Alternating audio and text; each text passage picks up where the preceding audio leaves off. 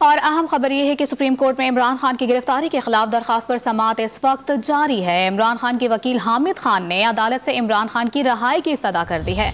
Chief justice Umar Ata Bandial ने इस्तफसार किया है कि किसी भी फर्द को अहाता अदालत से कैसे गिरफ्तार किया जा सकता है।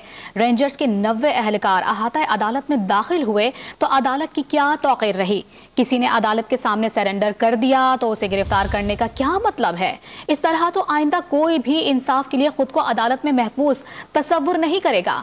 चीफ जस्टिस ने यह भी रिमार्क्स दिए हैं कि अदालत के सामने सरेंडर करने के अमल को सबूताज नहीं किया जा सकता।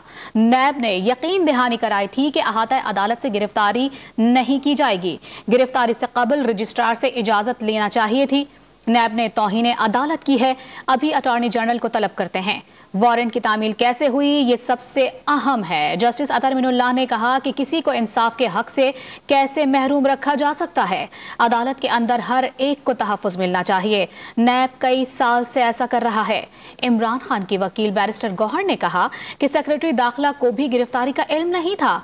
आपको बता रहे हैं, सुप्रीम कोर्ट में इमरान खान की गिरफ्तारी के खिलाफ दरखास्त पर इस वक्त समाअत जारी है, जिसमें चीफ जस्टिस की जानिब से अहम तरीन रिमार्क्स दिए गए हैं, जबकि इमरान खान के वकील हामिद खान ने अदालत से इमरान खान की रहाई की इस्तदा की है। चीफ जस्टिस उमर अता बंदियाल ने इस्तफसार किया कि किसी भी फर्द को अहाता अदालत से कैसे गिरफ्तार किया जा सकता है। रेंजर्स के 90 एहलकार अहाता अदालत में दाखिल हुए तो अदालत की क्या तौक़ीर रही।